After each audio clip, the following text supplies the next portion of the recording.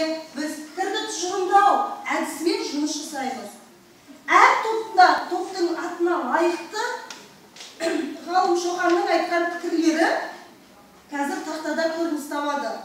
Сол пікір бойынша автор пікірі мені қандай ойға жетеледі деген сұраққа топпен бірге ақылдасып отырып жауап бересіңдер. Халық ауыз әдебиеті туралы автордың пікірі кім оқып береді? Ал қазақтардың өткен дәуірдегі ертегілері мен сенімдерін тың сақтаулары ғажап. Бұндағы таңырқарлық бір жай соншалық кең даланың қай жерінде айтылатын жыр болса да, мазмұны жағынан да, түрі жағынан да біріне бірі тіпті дәл ұқсап жатады. Көшпелі сауатсыз халықтың ауыз әдебиетінің мұншама дәл сақталуы қайран қаларлық іс, бірақ ол ешбір күмәнсіз факт. Өте жақсы. Ал енді осы пікірге сендерді автор ойы неге жетеледі деген сұраққа топпен ақылдасып отырып жұмыс жасайсыңдар. Қазақ әдебиетінің тарихы жайында айтқан Шоқан Уәлихановтың пікірі. Аружан, біздің халқымыздың көркемдігі жағынан қалыспайтын өскелең әдебиеті бар. Бұл әдебиет шығыс халықтарының өлең жырларынан гөрі индо-герман өлең жырларына жақынырақ. Жақсы. Автор пікірі бізді дейміз ендеше, топпен ақылдасып жұмыс жасаңыздар. Поэзия туралы айтқан пікіріне құлақ түрейік.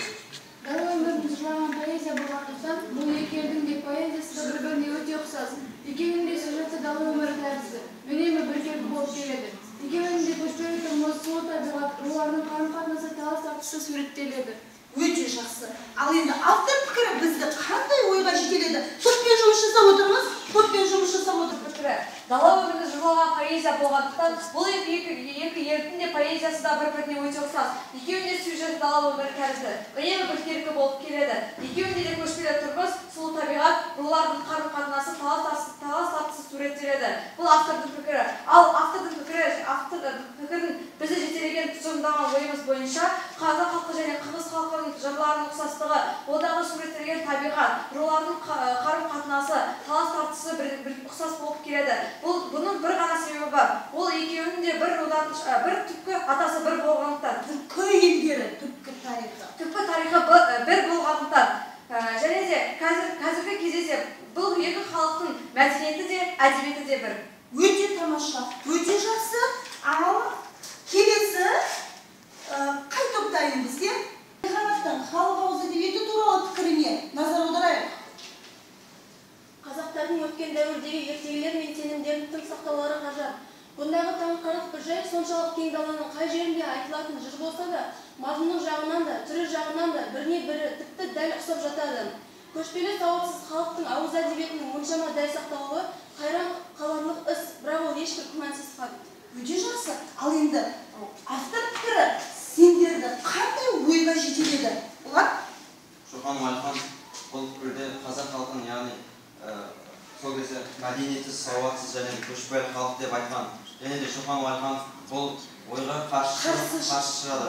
Және де бұл қарсы шығып, ол қанша ғасыр бұрын жазылған қазақ халқының әдебиеті, ертегілері, жырлары осы заманға шейін еш өзгеріссіз келгенін байқап қояды.